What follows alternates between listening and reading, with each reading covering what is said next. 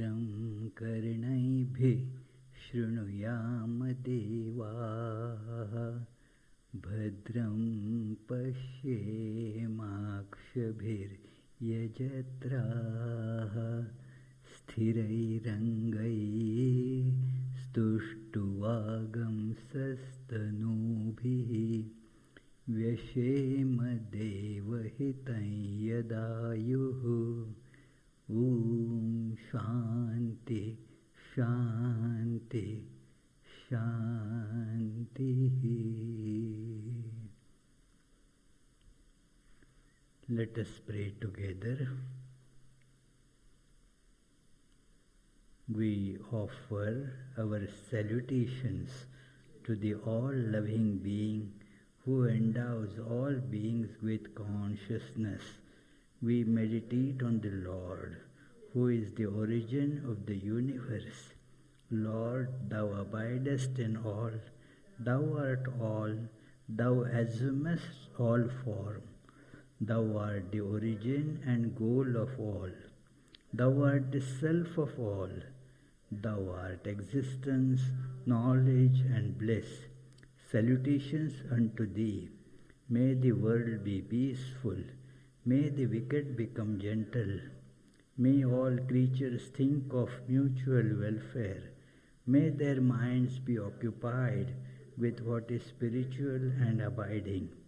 May our hearts be immersed in selfless love for the Lord. Peace, peace, peace be unto all.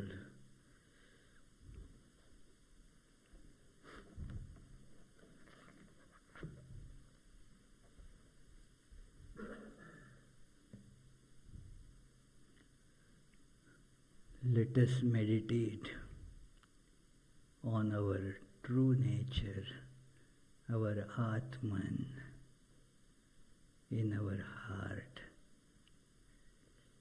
as a spark of light.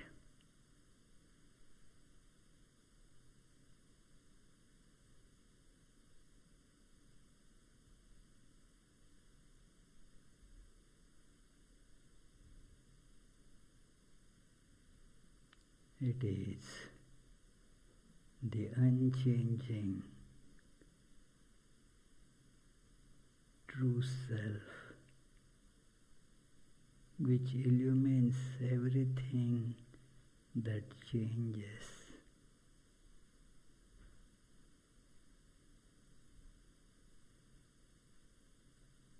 It illuminates the constantly changing body and mind and the whole universe.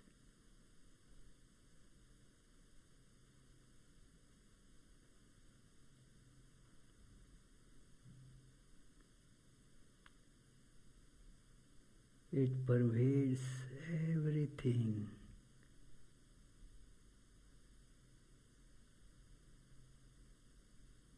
As ocean pervades all the waves, but is not touched by anything.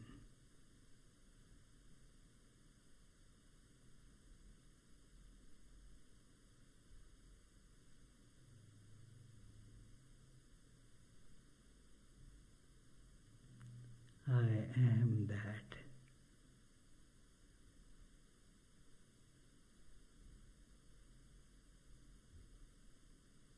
I am without birth, without death, without any change.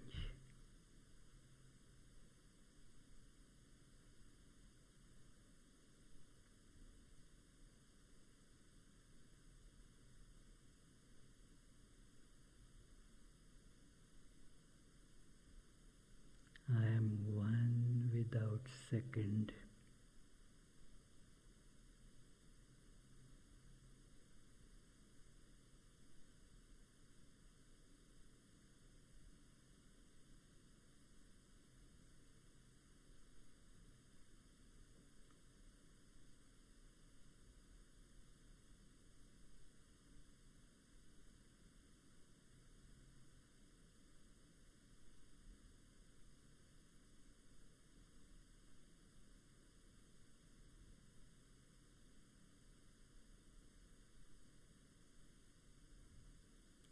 being the source of all happiness and knowledge. Atman is the goal of everyone, everything. There is no other goal for our life, because nothing else will bring lasting satisfaction to us.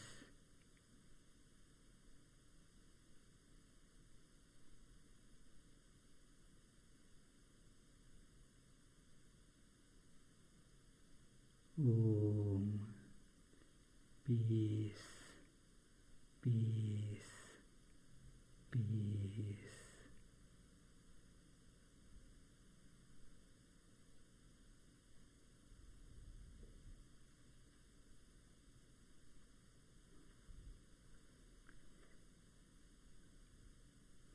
Om Brahma me tumam Madhu me tumam Brahmameva Madhu me tumam Brahma me dhaya Madhu me dhaya Brahmameva Madhu me dhaya.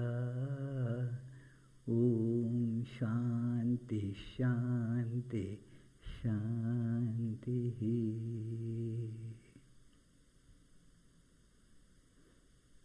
May the all-pervading existence itself, the Brahman, be realized by us.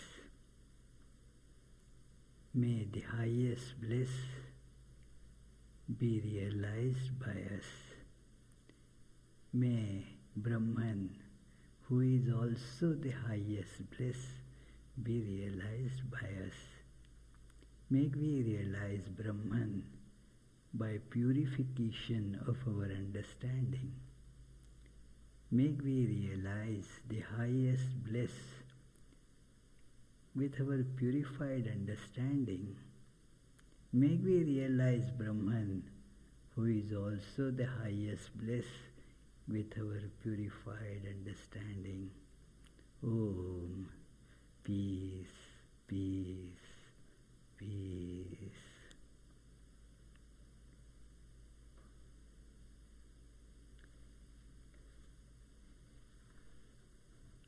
Today's topic is very often point of discussion in Vedanta, because it offers a wonderful tool to go beyond the clutches of this subject-object world that we are faced with.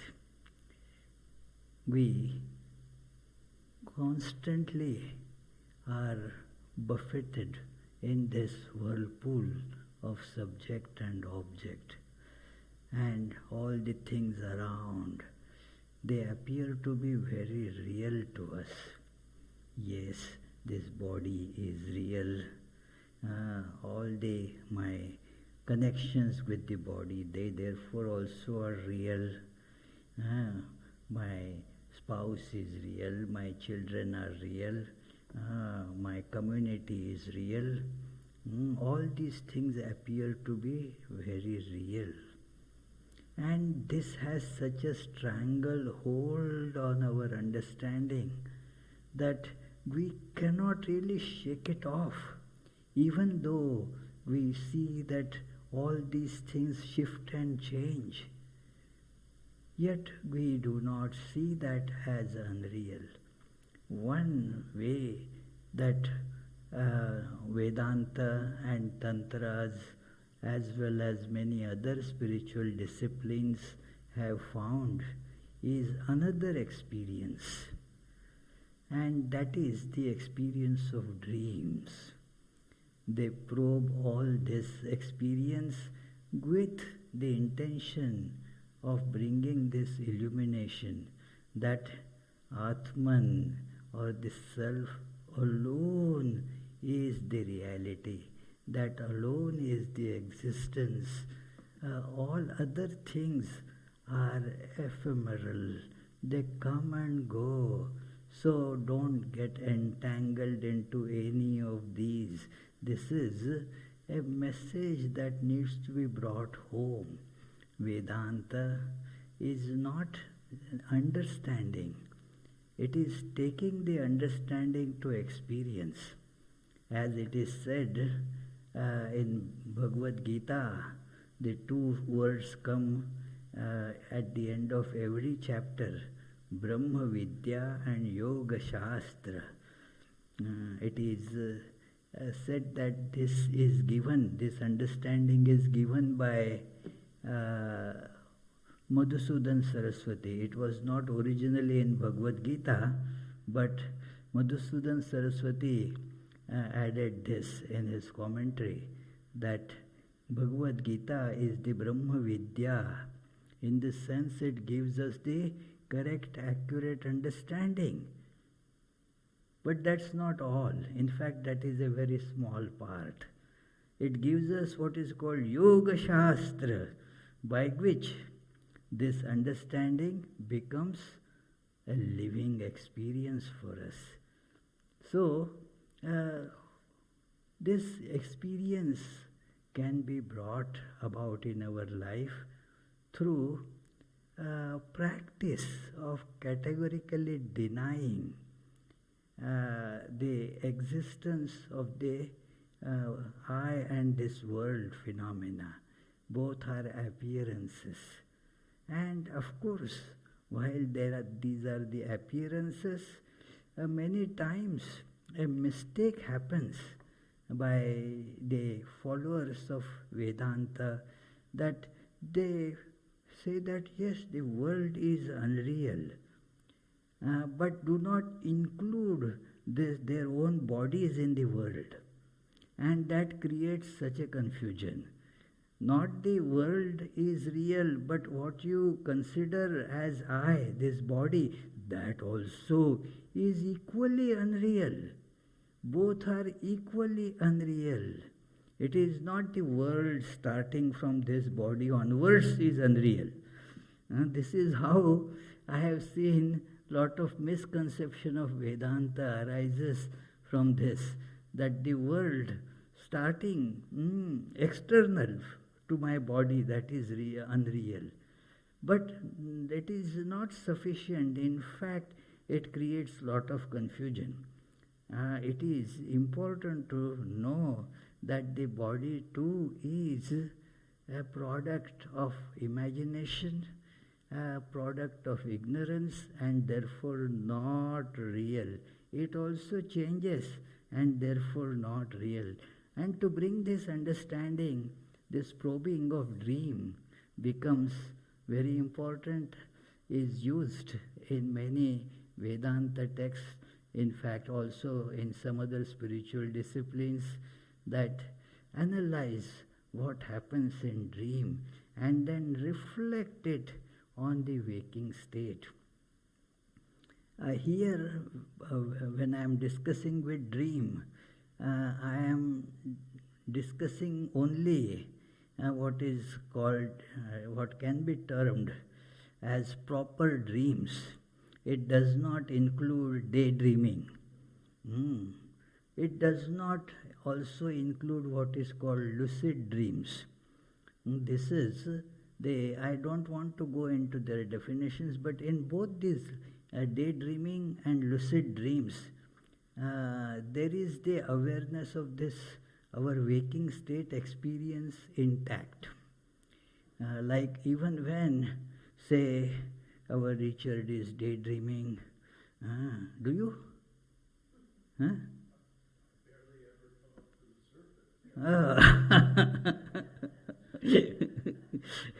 So, even then he is seeing that I am driving to Providence and then there is this road that I have to drive on, and there are red lights and the other signals. So even while daydreaming, you are aware of that external situation. In lucid dreams also, you are aware that you are dreaming. It is. This is also a phenomena that we are not today taking into consideration in our discussion. What I am concentrating on is where you consider that dream experience to be the reality while you are in dream. The waking state has been obliterated from your consciousness then, and you are feeling that dream state to be real.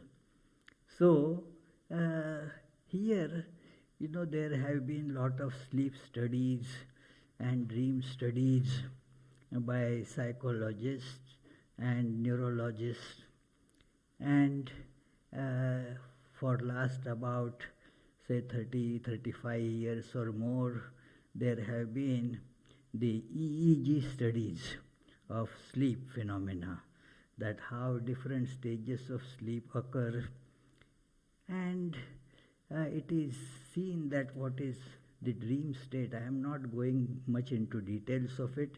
They are technical and they do not have any relevance of our today's discussion.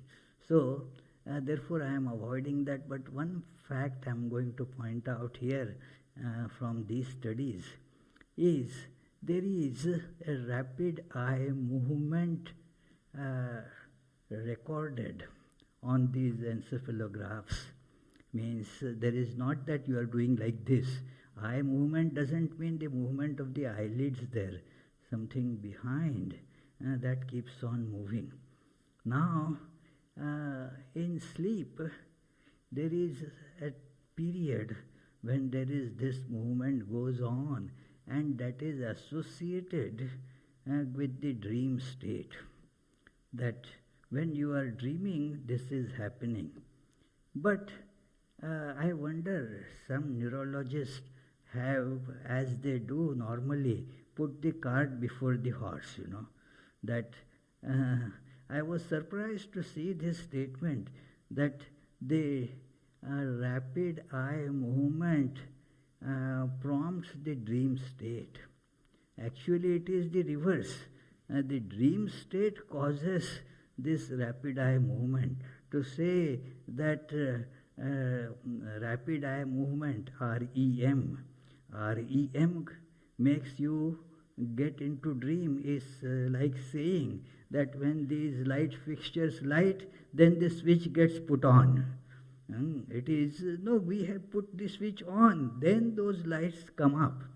It is not that the rapid eye movement makes the onslaught of the dream, but it is because there is this dream state, it has its physiological and neurological aspect that gets there. It is the rapid eye movement is its indication. Another thing to get convinced about it is that this rapid eye movement can happen even when you are not in the dream state, you are in the waking state, and still this rapid eye movement can happen. So it should not be completely correlated with the dream state, in the sense that if you have the rapid eye movement, then you get dreams. It is always the software that drives the hardware. It is not the other way around. Hardware gives expression to the software. So it is the state of dream that our awareness goes in. It has its physiological, neurological components, and that is the rapid eye movement.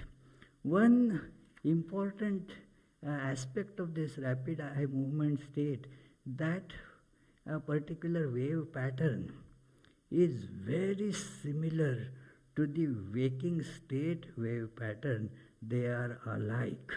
Means in both states, the brain is very active. In waking state, the brain is supposed to be very active. Not that in all cases it happens, otherwise we would have avoided many of the accidents and all that. If in waking state our brain is always correspondingly active. But it is there is the activity during the waking state, and there is a wave pattern associated with it.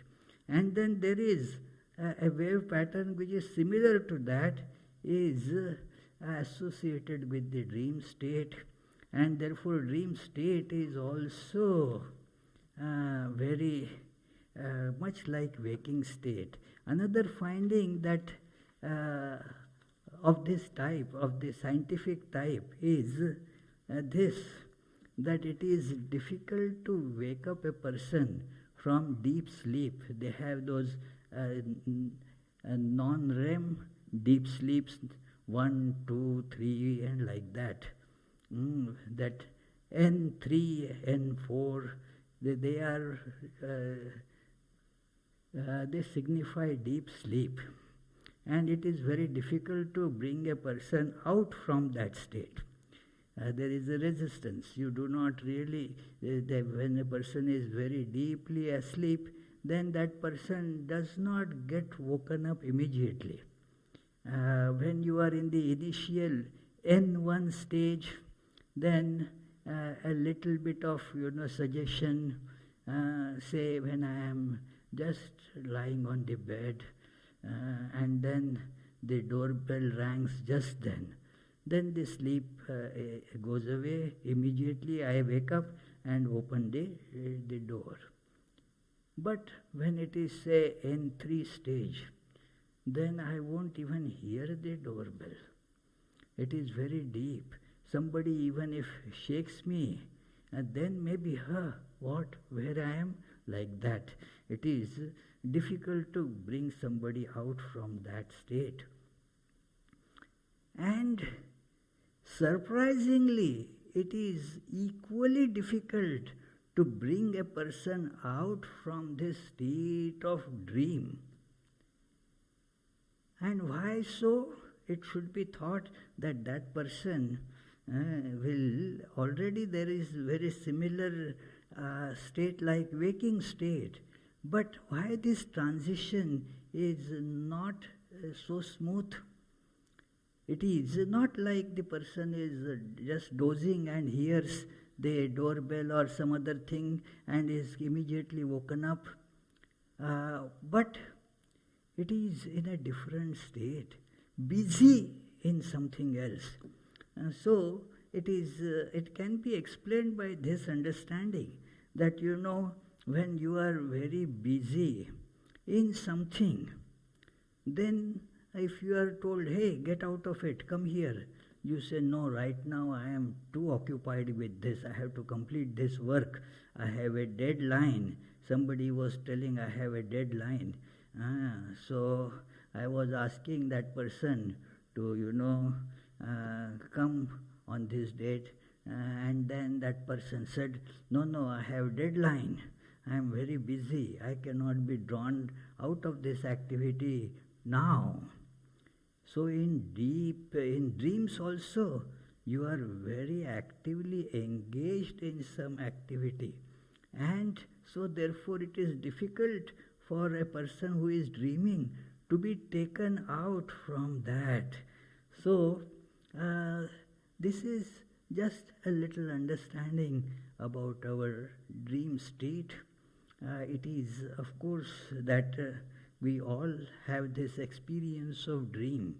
Had there been no such experience, had there been no such dream, it would have been very difficult for us to convince or get convinced that this waking state is not real. with dream state we have this basis, and that has been expounded in the scriptures, like especially the Mandukya Upanishad and the verse commentary on it by the great Gaudapadacharya. So, there is this comparison. It is shown that, look, in Vedanta you have the different names for these, how you engage with the objects in waking state. Like in waking state, suppose you are having your breakfast, or now soon your supper. So when you are having supper, you have the objects before you, and you are the eater, and you are enjoying those objects. Now in the dream state also you may be having your supper. In the dream state also people end up eating, and so there also you are eating. But they are the dream objects. Maybe the dream pasta and the dream pasta sauce, and in a dream bowl and with a dream spoon you are eating that. In the dream mouth you are putting it. You are not putting it in the waking mouth. In the dream state you are putting it in the what mouth, Teresa? In the same waking state mouth. In the other one, right, yeah. It is in the dream state mouth you are pouring the dream soup with a dream spoon from a dream bowl. Now, in the waking state and dream state, what is the difference? In the dream state, the objects are subtle. They are made of the subtler elements. What is in the waking state? These are somewhat technicalities, but I will a little bit go into them. That it is the 5 elements that we experience in the waking state. They are experienced by the 5 sense organs. Like our ears are experiencing the sound, then the eyes are experiencing the sight, the tactone is experiencing the touch, the sense of taste is being experienced by those taste buds, and then the smell is experienced by another organ situated in our nostrils. So, in dream state also very similar. There is a difference in that these objects or these elements, 5 elements, they are subtle 5 elements and purer 5 elements. In the gross, our experience that is called gross, the sthula, these objects are sthul, means the hearing is not just pure hearing. It is 5 elements put together. Hearing is the prominent part of it. It is that 50% is the hearing, other 50% is added by 1/8 of the remaining 4. So that forms the other 50%. Like when we are hearing, there is 50% aspect of that is hearing. Then the 12.5% is contributed by each of the 4 other senses. And then because of the prominence, that 50% part played by this organ, we call it I am hearing. But then there is the seeing and tasting and touch and smell. All are like that in the waking state. In dream state, these elements, they are in their pure state. And therefore the dream experience is called pravivikta bhuk. What the person is eating, Sthula bhuk in the waking state means enjoying the gross things. In the dream state, it is called pravivikta bhuk, means takes up each of them in their pure form. In the dream state, hearing is just hearing, seeing is just seeing, and so forth. So this is the difference. But in both cases, there is this difference between enjoyer and enjoyed. And both of them keep on changing. So, although the enjoyer feels that I am not changing, it is absolutely not true, because you change. For example, when the soup goes into you, not only the soup change, your things in the body, that stomach, that also changes. You also, as an enjoyer, you change. So both these things are subject to change. So this is to be seen. And now when you see that both these states are there, we all experience these two states. And we value one state more than other state. But the question is, when we are in the dream state, we value the dream state. When we are in the waking state, we value the waking state.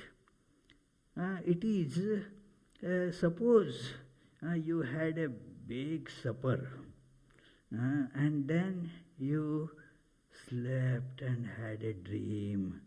In the dream you can still be hungry, and then you can go to a dream restaurant and have another big plate of food eaten in dream. You won't remember there that, I just had a big soup or big supper, that you won't remember. And then afterwards, when you wake up in the morning, you don't remember that in dream you have just eaten a lot. How can I be hungry again? No, that is gone. That was unreal. So both these things, they are like that. In the dream state, your waking state experience becomes unreal, and in the waking state, your dream experience becomes unreal. So now, who is to judge impartially which is real? You cannot say that judge has to be impartial, isn't it? That you cannot have a judge that is. So if you are identified with waking state, you will say that, oh no, waking state is real. Things in waking state are valuable. It is dream state is unreal. But because now you are identified with waking state, this is your partial judgment.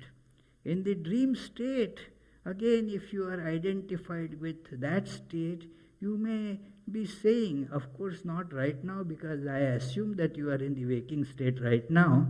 So it is, in the dream state you may say, no, waking state experience, not real. This is the real experience. So therefore one has to have an impartial judge.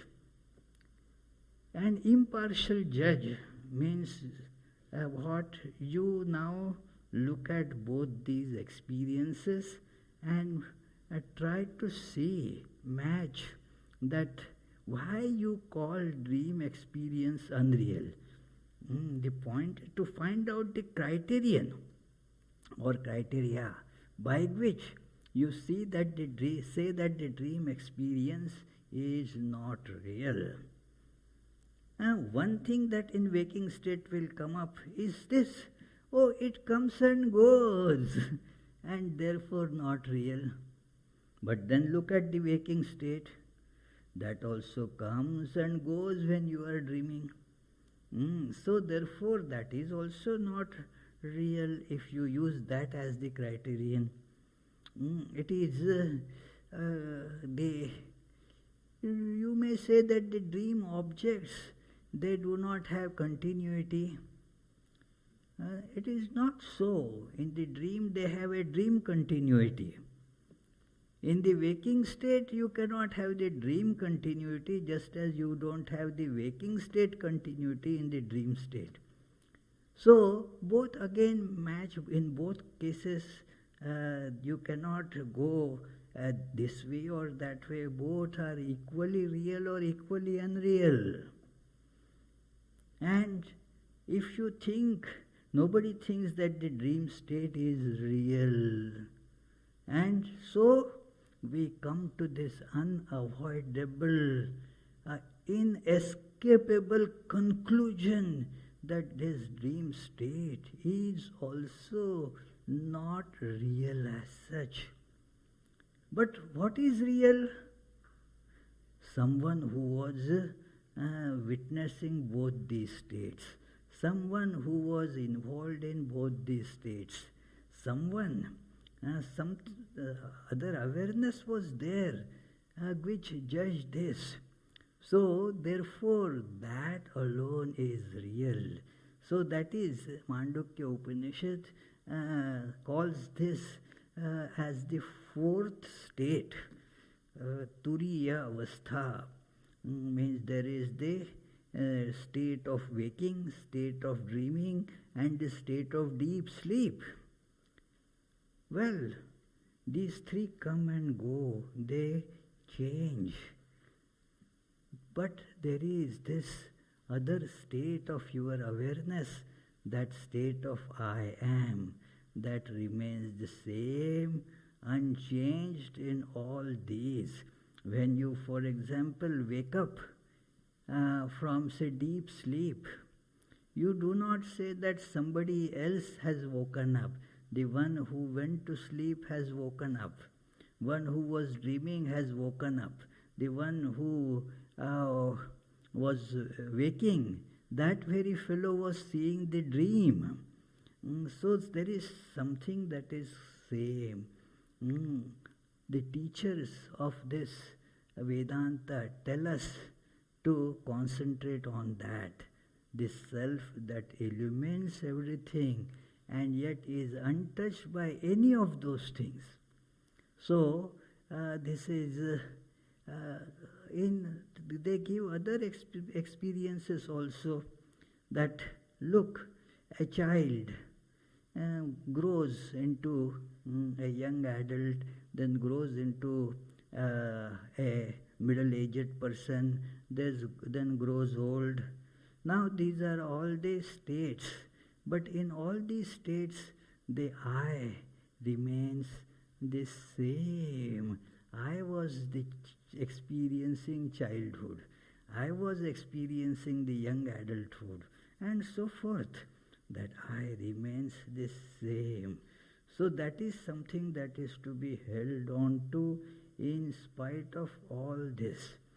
So whatever changes is not real. That which does not change is real. So Atman does not change, as in Dakshinamurti Stotra Shankaracharya says that Swapne Jagrati Vaya Esha Purusho Maya Paribhramitaha, that whether in dream or in waking state, that one being inside all this is just moving about, getting as it were deluded by ignorance, Maya or nishanas. By that person was experiencing all these different things. They were not real, but the experiencer is real. The witness who sees all these things is real. So this is how you can think of the dream and the waking state. Both of them have the same levels of reality. It is, both are therefore unreal. Because we do not, in the waking state, we do not take the dream state to be real. It is, suppose I saw Teresa took $100 of loan from me when I was dreaming. Can I ask her, hey, you took the loan from me, now give me back? So when did I dream? I will return to you in dream, not in the waking state.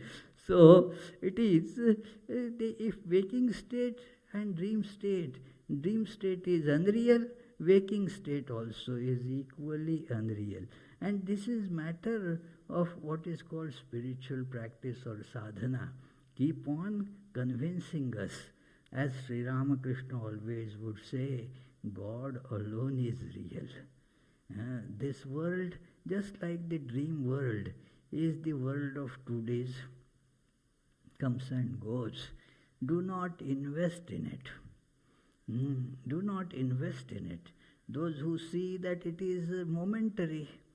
There is this story of the great sage Markandeya.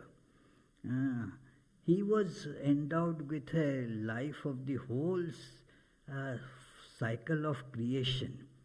That would be something like more than a few billion years.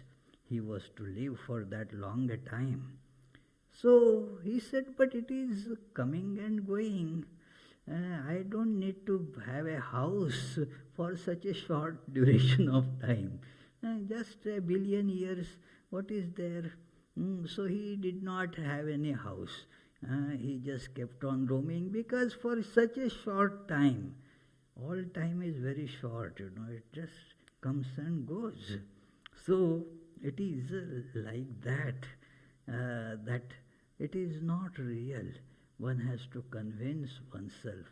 Sri Ramakrishna has given many these analogies about the dream, that one man went to sleep. His son was very sick. Then his wife woke him up that, oh, our little son who was sick has died. This man, as I mentioned, to wake up from the dream, that fellow was dreaming something. And so it was not, he was not still fully awake to this waking state reality. So his wife said to him, our son died, you are not crying. Oh darling, when I was sleeping, I had a dream that I was a king, and I had 7 children. When you broke my dream, woke me up, those 7 children died, Now I don't know for whom to weep, whether for this one son or those 7 sons. It is, they are all equally unreal, equally evanescent. And if this body is also evanescent, what of the offshoots of this body? They also are equally evanescent, and thus it is important to focus on that. And the way to do it, it takes a long time for most like us, because we have this, as I mentioned in the beginning, this terrible stranglehold, vice-like grip of this waking state on our awareness. This world appears to be so real, practical. It is, we call it the real world. What is discussed in the religious books, Gospel of Sri Ramakrishna, or in our classes and discussions, we think that it is not real world. One lady working in New York, I remember her question after the lecture, like this, she asked, but Swami, in the real world, this doesn't work. I said, what is the real world? You are calling that which is unreal world to be the real world. That is not real world. While getting engaged in that, one has to feel that it is temporary. unreal, and thus we don't get attached to it. When we know something to be temporary, the automatic result of this is that we don't get attached to it. You do not get attached to your seat in the plane. You may say it is my seat, but you do not shed a tear when you have to get up from that. Everybody is very ready. As soon as the plane lands, or even before that, they start collecting their things, because they knew that it is temporarily my seat. So this is just temporarily my body. It is temporary. Temporarily my spouse, temporarily my children, temporarily my society, and all that. It is all what? What, Charlie? It is all unreal, temporary, unreal. It is all temporary. It is not real, therefore. This is an awareness that needs to be practiced, and this is called the spiritual sadhana. Always, every moment, sometimes there is this misunderstanding that this sadhana or spiritual practice means do half an hour or whatever meditation for some time and that's it, my sadhana is finished. No, it is a constant this attempt to change this awareness from the names and forms, the awareness of all this changing, shift it to that which does not change. And so it is a 24/7 thing. Spiritual practice is not half an hour thing. It is a 24/7 thing that has to go on. And that too, while we are as unreal object are engaged in this unreal real world. We should be doing all that.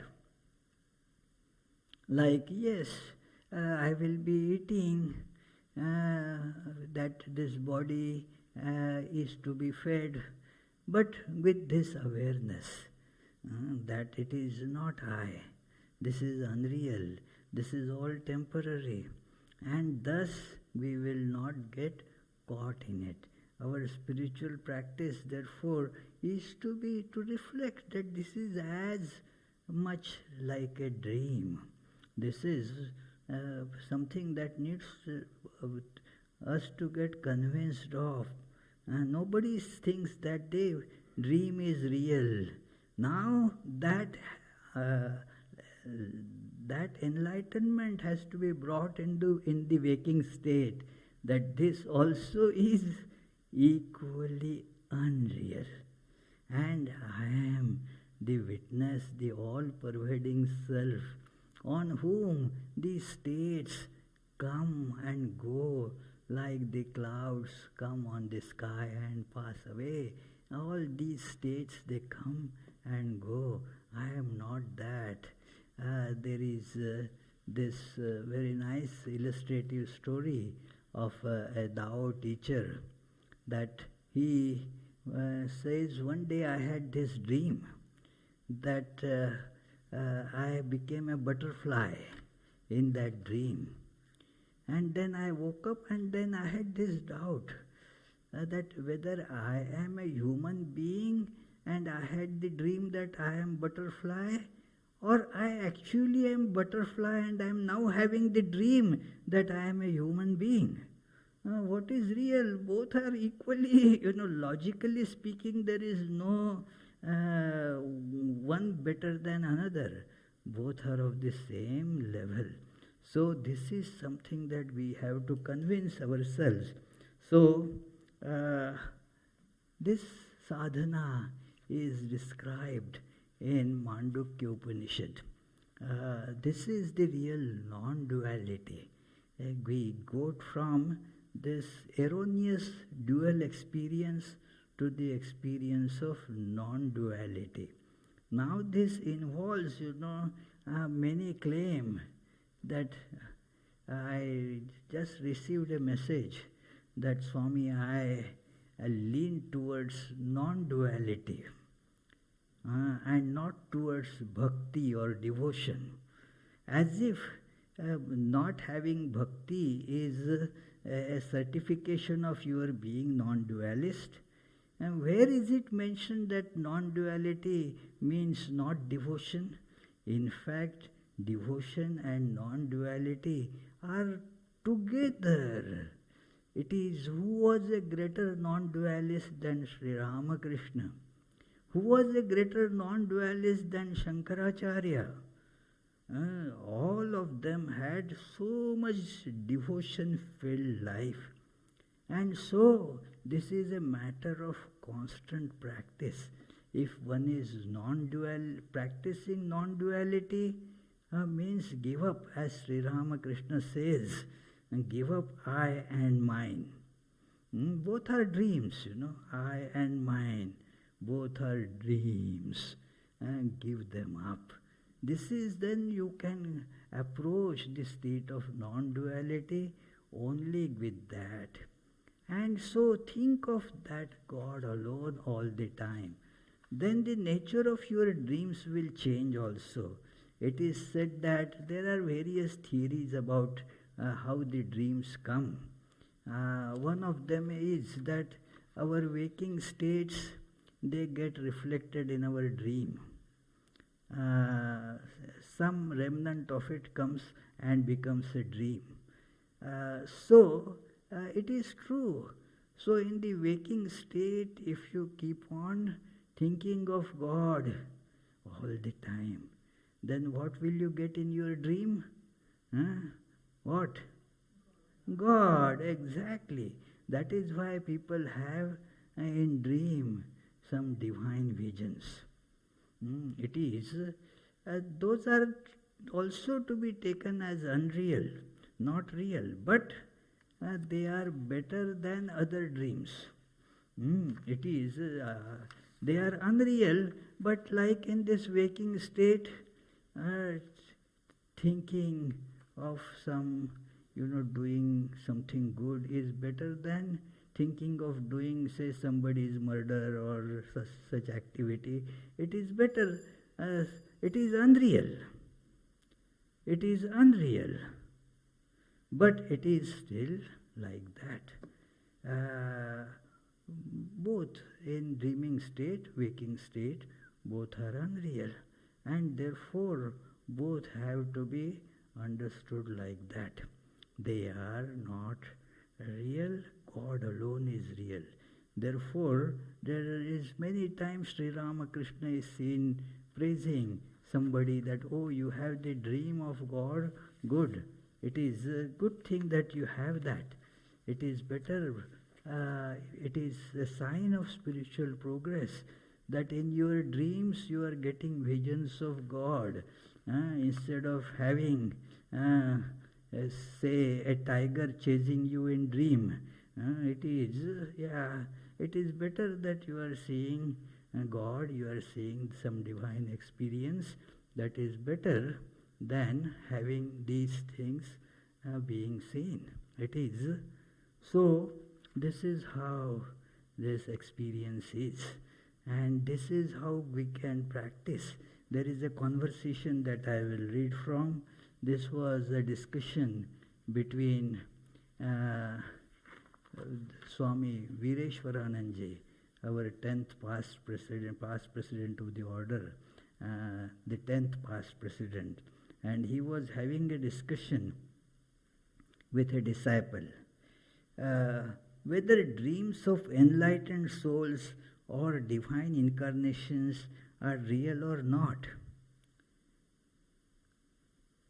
Because Vireshwaranandji told previously that no, don't pay any importance to that. They also are just your imagination. Then he quotes Swami Brahmananda from Eternal Companion. The one who was engaging Vireshwaranandji in conversation was a well-read person too. So he said, Swami Brahmananda says in Eternal Companion, yes, they are real dreams on enlightened souls, gods and goddesses and divine incarnations are all real experiences. They are real visions. Many spiritual truths are revealed to one in dreams. So don't you think there is a contradiction in what you have said about dreams?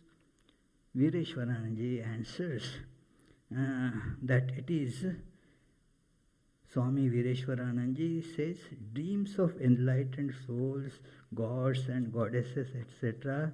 are always good, but you should not attach too much importance to that. People tend to attach a lot of importance to that, oh, I have seen God, I have had this vision. It is, what does it matter unless your life actually changes? That is, he says, so there is no contradiction in what I have said, what revered Brahmananji says in Eternal Companion. True vision and dreams are rare and they transform the life of a person who sees them. Has it happened in your case? The person is asked this question pointedly. Has this happened in your case? Then what is it? It is, we used to have a devotee, and many times I have encountered these things, that somebody is in dream. One person, was a good devotee, passed away many years ago, that, Sri Ramakrishna comes in my dream every day. He wakes me up and tells me, hey, come sit and meditate. So is that real? Well, it is in dream, it is real, that's all. It is, does it make you meditate more intensely? Then that is good. It is good. He said one day, Sri Ramakrishna woke me up and said that, oh, I want to drink tea. This is what all that he actually narrated, I want to have tea. Can you make tea for me? Said, okay, yeah. And then I made it a cup of tea, gave him, and then he took some and gave me the rest of it. So it is a very nice experience. It is better than having the experience of some ghost and like that in the dream. So this is better, but then if it prompts us to go closer and closer to merging in that non-dual experience of the divine. If not, it is as unreal as any other thing. So let us hope we get to that experience. It is, thank you friends, meditate on this for half a minute, and then if you have any question, you can ask it after that.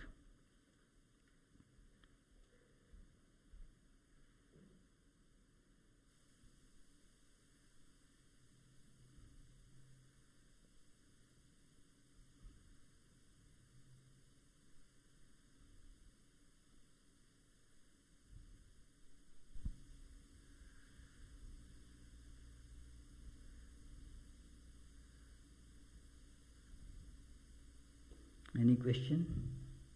Yes, Charlie? It would be interesting to know if blind people have rapid eye movement. A lot of people have? Blind people. Blind people, yeah. They have rapid eye movement. Oh, that is a good question, I haven't studied that. Our Tilakji can tell. What about blind people? Do they have REM? Move rapidly. So it is same with their the dream, It is one odd thing which has not pertinent to the Vedantic aspect of it is there is a disease called REM behavior disorder, in which people in REM stage actually physically start enacting their dreams. Oh, okay. So they start Yeah. walking, running, playing football, and end up injuring themselves. Yeah, And it is a harbinger of developing Parkinsonism later in life. yeah, that is true. That is in the REM. It is supposed to be that yes, body should remain paralyzed, but when that connection gets established, it becomes a disorder. Correct.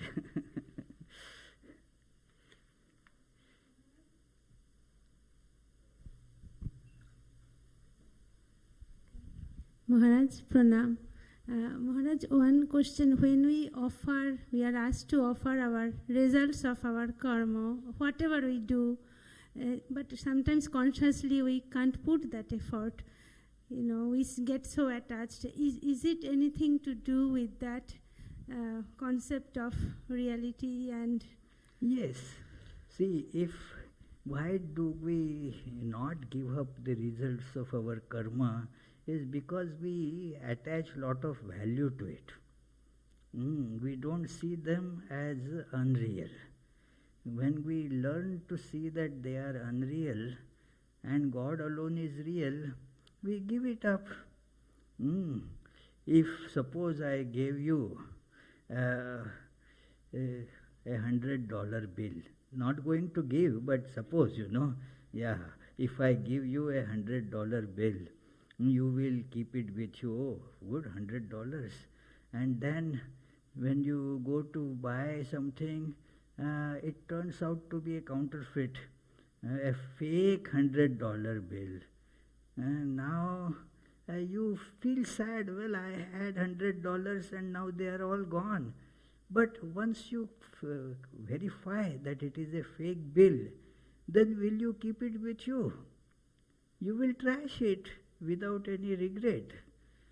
So similarly, when all these attachments to our results of actions, oh, I did this and therefore I must have this, because we value those things.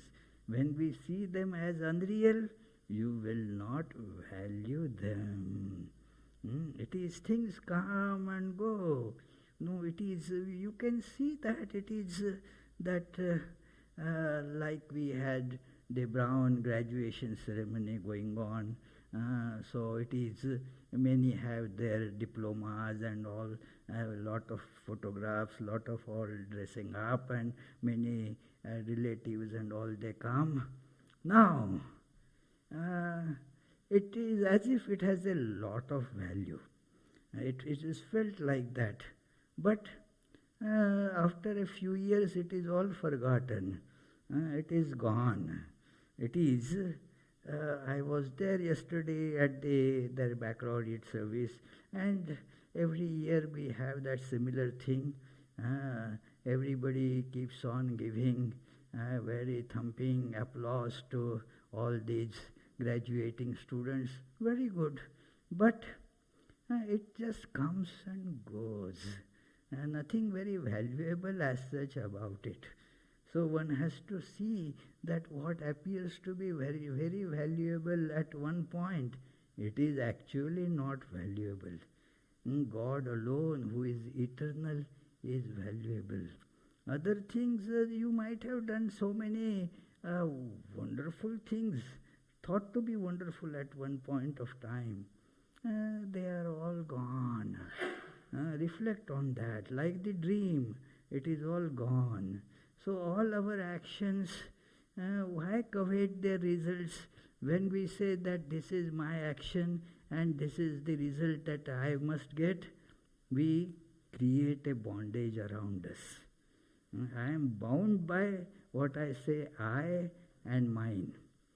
Sri Ramakrishna therefore used to say these two bondages, I and mine. It is, do you want this bondage? Then keep it. If you don't want this bondage, then get rid of it. So, tell yourself, this is a sadhana, as I told, 24/7 spiritual practice. That no, this is not mine. This belongs to God. God alone is the doer. That song Sri Ramakrishna used to say, sing therefore. All is your wish, O Divine Mother, Shokali Tumhari Ichha. All that is happening by your wish, you are the doer. I am just an instrument.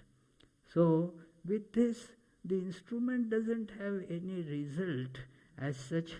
It is. So, we have to know this.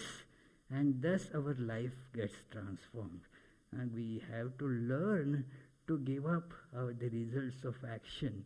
That is part or an important part of sadhana. Bhagavad Gita emphasizes that a lot. That give up. It is not our actions also. We are the instrument, somebody does it. And so why the result should come to us? And if we forget while doing the work, later on at least we remember and then offer the results of our work at the feet of God.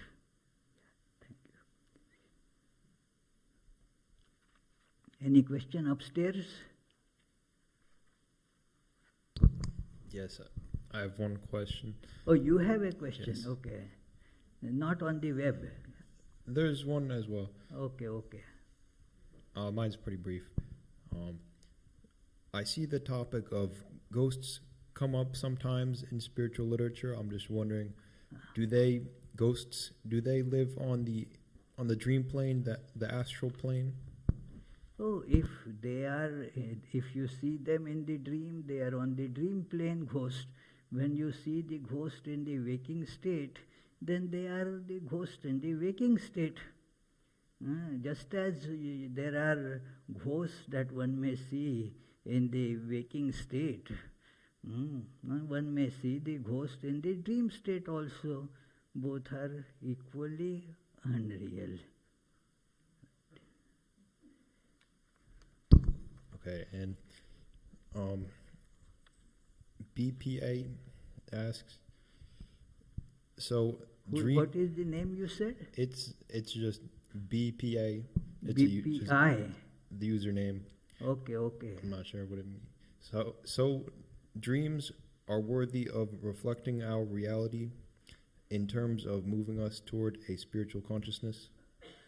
Well, thinking of the dream, not getting involved in the dream, thinking of the dream to see that the waking state is also exactly like dream in terms of its status as real. Both are equally unreal. This is to be emphasized by thinking about the dream. Not that you have to have that living then in the dream. I saw this in the dream, and so in the waking state I start following it. That is what Tilak just said, that the dream, and then in the dream state the motor, this body should remain paralyzed. But when it gets activated by the dream signals, then you start doing something very irrational and causing a lot of problems to yourself. You may get hurt, you may hurt others, and so forth. It is a pathology. Yeah. But think of the dream to see that this waking state is also as unreal as the dream state when you wake up. Yeah. Oh, she has another. Is there another question on the web? No. Pranam, Swami. If the dream stage is as unreal as the waking stage, or the waking stage is as unreal as the dream stage, we generally remember the dream only for maybe sometimes even a few seconds. We don't remember the content of it. Sometimes we don't remember of it at all. But the waking stage, whatever experiences we had, some of them we can remember them for years. Yeah, but do you remember the waking state experience in dream? You don't. So dream experience you do not remember in the waking state. That it is therefore just as dream state, it has its own continuity that you do not remember in the waking state. But in the just as you do not remember the experiences of the waking state in your dream state, or maybe a very hazy remembrance, so also we have a hazy remembrance of what we experienced in the dream.